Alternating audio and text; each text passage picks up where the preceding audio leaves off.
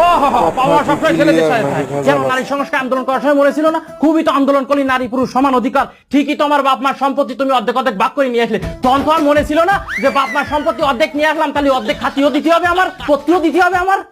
আমি কিভাবে তাদের ভরণ দেবো? আমি কি ইনকাম করি নাকি? তুই ইনকাম করিস না মানে? তা 6 মাস আগে যে বাপ মার সম্পত্তিটা ভাগ করে নিয়ে আসলি, সেটা আগে আলো কোন জায়গায়? ওটা কি তোর ইনকাম না? আর তোর তো ভাগের অভাব নেই। এই যে শালা পোটকা, এ যদি মরে যায় এর তো এক ভাগ তুই পাবি। এসব টাকা তুই করবি কি? ওরে বাবা, তোর তো ভাগের অভাব নেই, খেলা তো শুরু হয়ে গেছে, খেলা জমে গেছে। আপা দেখো ভাইয়া কি বলতিছে। কে মা, আন্দোলন করার সময় তোমার হুশ আসলে না? এখন তোমার ভাই যেটা কয় এটা মাইনে নাও, তোমার ভাই তোমার ভালোই চায়। আপা তুমিও, ও মা তুমি কিছু বলো। আমি আর কি বলবো মা, আমি কি তোর বাপের কথার উপর দিয়ে কোনোদিন কথা কইছি?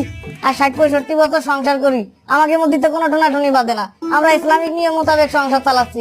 আমি তো আর বাবার বাড়িতে 50% জমি নিয়ে আসিনি। আমি তোমার একটা নিয়ম বানাইছাও, আমি তোমরা যা ভালো মনে করো করো বাবা, এর মধ্যে আমাকে আর টাইনে না।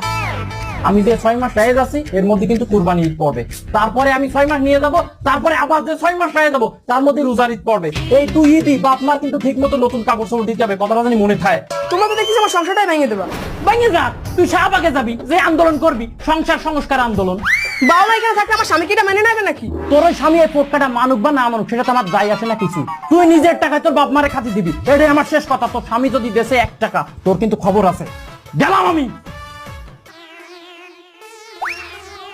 এই পোটকা,